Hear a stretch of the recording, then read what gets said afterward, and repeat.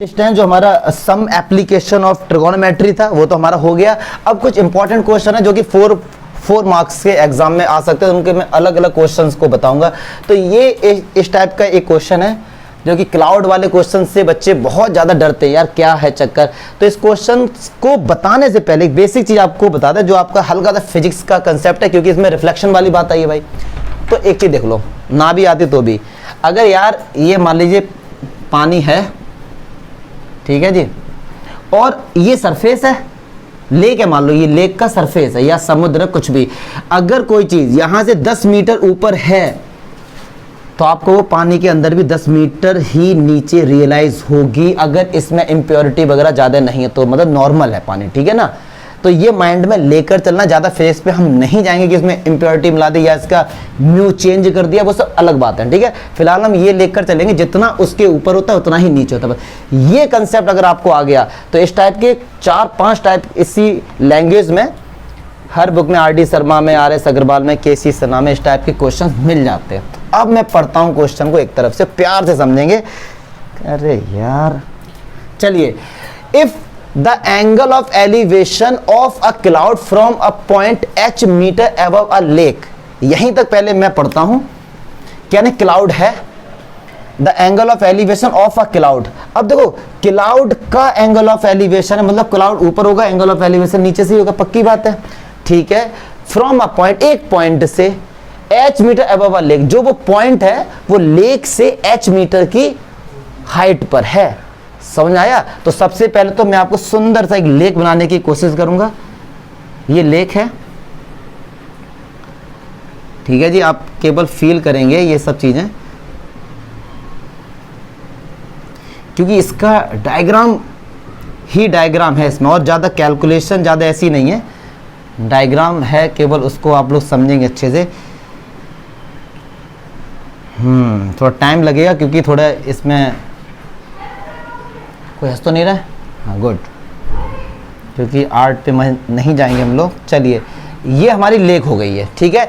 ये लेक का क्या है, सरफेस, क्लियर है, वहां पे अभी आएगा सरफेस की बात। तो ये लेक का क्या हो गया, सरफेस ऑफ अ लेक।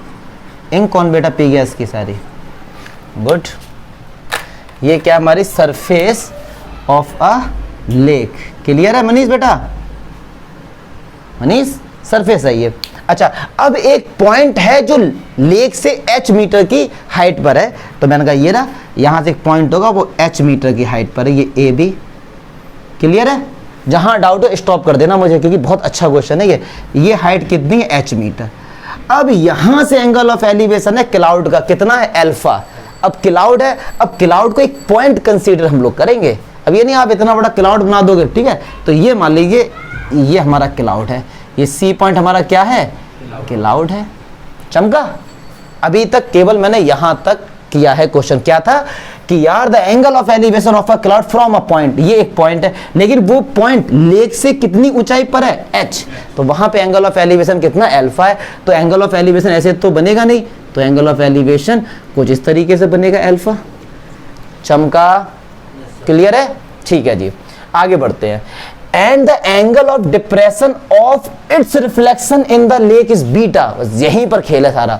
अच्छा, ये रिफ्लेक्शन किसकी हो रहा है, ये किसका रिफ्लेक्शन हो रहा है, बादल का। किसका हो रहा है, बादल का। जो ये बादल है पानी से इस हाइट पर है, तो कह रहे हैं इसका जो रिफ्लेक्शन है पानी के अंदर, उससे इसी पॉइंट से एंगल ऑफ डिप्रेशन कितना है, बीटा। फिर से पढ़ता हूं, पहली बार में समझ नहीं आएगा, और नहीं भी आ रहा तो अच्छी बात है, डाउट होना भी चाहिए।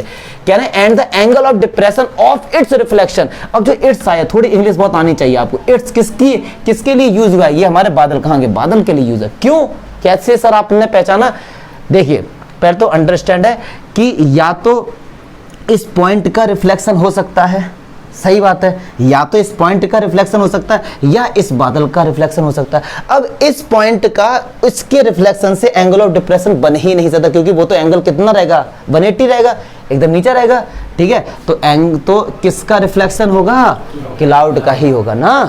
तो इस पॉइंट से एंगल ऑफ डिप्रेशन कितना है, बीटा। अब ये बादल देखो, अगर इस पानी से इतने ऊंचाई पर है तो यार, थोड़ी लाइन टेढ़ी होगी ना, डायग्राम अच्छा बनना चाहिए, तो पानी के नीचे भी तो इतनी ही हाइट होगी, यस और नो? तो ये हाइट h है तो ये हाइट भी h होगी। अब ये हाइट पता नहीं कितनी है, तो इसको x लेट कर लें, कर सकते हैं। तो अब इस क्लाउड का जो रिफ्लेक्शन होगा पानी के नीचे कितना होगा? वो h प्लस x होगा, यस और नो? तो वो कितना होगा? h plus x। क्लियर है? अब इस पॉइंट से कह रहे हैं इसके रिफ्लेक्शन से यहां पर आके रिफ्लेक्शन रुक गया, तो इससे एंगल ऑफ डिप्रेशन कितना है? बीटा है। डायग्राम देख के थोड़ा मजा आ रहा है? खड़ा पैसा लगाए फिर मार्कर ले गए 3-3 कलर, ठीक है? तो आप अपने एक बार फिर से देखो, सबसे बड़ी कंफ्यूजन बच्चों को यहाँ पर होती है, थोड़ा लग रहा होगा डाइवर्ट, चलो कोई बात नहीं है। ये बच्चों को लगता है कि यार ये इसका रिफ्लेक्शन क्यों, ये सब चीजें क्यों, तो इसकी लैंग्वेज समझते हैं एक बार फिर से। If the angle of elevation of a cloud from a point, एक पॉइंट से एक क्लाउड का एंगल ऑफ एलिवेशन अल्फा है और वो पॉइंट h मीटर की हाइट पर है, भैया लेक के सरफेस से ले लिया मैंने। फिर आगे कह रहे हैं and the angle of depression of its reflection, इसके रिफ्लेक्शन का जो एंगल ऑफ डिप्रेशन है वो कितना है? बीटा है। 2-3 टाइप के ऐसे क्वेश्चंस करेंगे ना, क्लियर हो जाएगा। बस ये समझो अगर बादल इतना ऊपर है तो इतना ही नीचे होगा, बस। अब कह रहे हैं कि हाइट जो है इसकी, prove that the height of the cloud, तो क्लाउड की हाइट कितनी है? x plus H. मालूम है? सही टाइम पे आए हैं, बुलाओ जरा।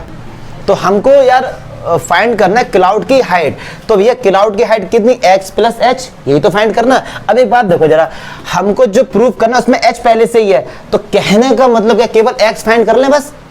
क्योंकि यार h तो है ही जो हमको प्रूव करना ना। तो अब क्वेश्चन हो गया हमारा, अब ट्राई करेंगे इतनी जगह में आ जाए। तो एक ट्रायंगल लेंगे, इसका नामकरण करो ABCDE और F, ठीक है जी। तो एक ट्रायंगल हम लोग क्या लेंगे? ABD ACD BCD, ये वाला। क्लियर है? अरे कोई बात, कोई डाउट तो नहीं? मान लो ये y है, इससे y ले लो, ये भी y हो जाएगा, कोई दिक्कत नहीं ना। चलिए अच्छा, तो tan alpha equal to x upon y, मुझे नहीं लगता यहां तक कोई डाउट होगा, ठीक है जी। अच्छा, अब एक राइट एंगल ट्रायंगल देखो ये बनना है। अब बहुत से बच्चे सोचेंगे कि सर ये एंगल ऑफ डिप्रेशन बीटा है तो ये हमारा बीटा हो जाएगा, पक्की बात है हो जाएगा, कोई भी दिक्कत नहीं। अब लेकिन जब ये 90 तो इसी वाले ट्रायंगल को ले लो ना। तो हम लोग कौन सा ट्रायंगल लेंगे? BDF, ट्रायंगल BDF, इसको देखेंगे, ये वाला, ये इस पूरे को। क्लियर है?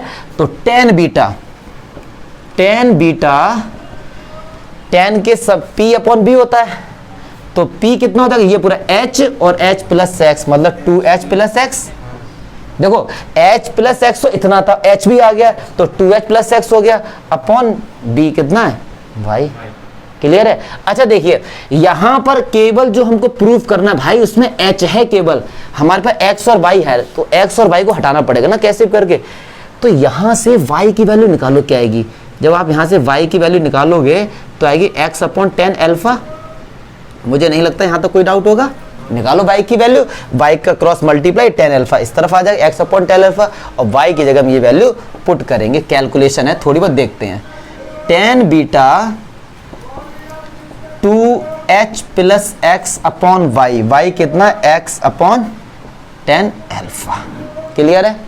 अच्छा, tan अल्फा ऊपर जाएगा हमारा, इसके पास पक्की बात है, इसके पास जाएगा ना ये, तो ये कितना हो गया? tan beta tan alpha.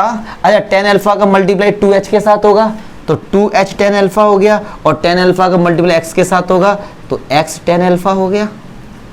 Clear है? तो ये tan अल्फा ऊपर जाएगा, ऊपर बोले तो मल्टीप्लाई इसके साथ भी होगा, इसके साथ भी होगा, अपॉन में क्या है? x।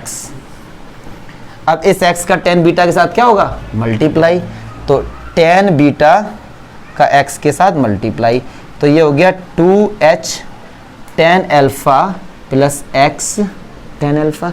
x वाले एक तरफ कर लो, x tan beta x tan, ये इस तरफ आएगा तो x tan, एक बच्चा देखो जरा वीडियो में आ रहा है, गुड, 2h tan अल्फा। यहां से x कॉमन आ रहा है, देखिए जरा, तो क्या बचा? tan beta minus tan alpha equal to 2h tan alpha. तो x की वैल्यू निकाल लेंगे, ये उस तरफ डिवाइड में जाएगा, तो x equals to 2h tan alpha upon tan beta minus tan alpha, yes और नो। अब देखो थोड़ा थोड़ा दिख रहा होगा tan beta minus tan alpha लाना, ये तो x निकल के आया केवल, हमको तो क्या फाइंड करना है, क्लाउड की हाइट कितनी है, x प्लस h कितनी है। अगर मैं बात करूं आपसे कि हमको क्लाउड की हाइट फाइंड करनी मतलब x प्लस h, तो x की वैल्यू ये रही, ये देखो आ रहा है 2h tan alpha upon tan beta minus tan alpha, ये तो x है प्लस h, हमको तो ये फाइंड करना है कायदे में ना। तो देखो h इसमें भी है, h इसमें भी, h कॉमन आ रहा है, पक्की बात है, या फिर एलसीएम ले लो डायरेक्ट। तो देखो एलसीएम कैसे लेंगे, tan beta minus tan alpha, LCM आ गया, इससे ये कैंसिल होगा, ऊपर वाला सेम लिख दो ऐसे ही 2h tan अल्फा प्लस, अब h का इसके साथ क्या होगा, मल्टीप्लाई होगा, तो h tan बीटा माइनस का h tan अल्फा, क्लियर है। अच्छा देखो 2h tan अल्फा और h tan अल्फा, तो कितना बचा, प्लस का h tan अल्फा, देखो ये 2h tan अल्फा है माइनस h tan अल्फा, ये दो है ये एक है, तो एक हट जाएगा, तो कितना बचेगा h tan alpha plus h tan beta, नीचे कितना भाई tan बीटा माइनस का tan अल्फा, h इसमें भी है, h इसमें भी, h कॉमन आ गया, तो क्या हमारा आंसर आ गया। देखिए कैलकुलेशन बोल सकते हो है, लेकिन मुझे जो इसमें लॉजिक लगा वो केवल ये कि बच्चों को ये समझ में आना चाहिए इसका डायग्राम क्या है, ये किसकी बात कर रहे हैं कि भाई angle of depression of its reflection, कह रहे हैं इस क्लाउड का जो रिफ्लेक्शन है उसका डिफ्रैक्शन, उसका डिप्रेशन। देखो मैं एक चीज क्लियर कर दूं, जब इन्होंने बोला है कि इसका डिप्रेशन, एंगल ऑफ डिप्रेशन, तो कंफ्यूजन बच्चों को ये होती कि यार इसका भी डिप्रेशन हो सकता है। अच्छा एक बात बताओ, ये पॉइंट h ऊंचाई पर है, इतना ही नीचे भी होगा, तो इस पॉइंट का इसके साथ एंगल ऑफ डिप्रेशन क्या बनेगा, एकदम सीधे ही तो है, 180 रहेगा वो तो, और एंगल हमेशा 0 और 90 के बीच में होना चाहिए, तो इसी के रिफ्लेक्शन से ही बात हो रही है, अंडरस्टूड है ये, क्लियर है। आप बताइए, क्योंकि इस टाइप के हैं 3-4 क्वेश्चन है जो बोर्ड में मिलते हो, सीधे 4 मार्क्स के आते हैं, तो मुझे नहीं लगता कोई डाउट है तो बोलो कि सर ये चीज थोड़ी सी पल्ले नहीं पड़ी यार, खुल के बोला करो, डाउट लेके जाओगे मैथ में तो बेकार है फिर। क्लियर है, पक्का लॉक कर दिया जाए।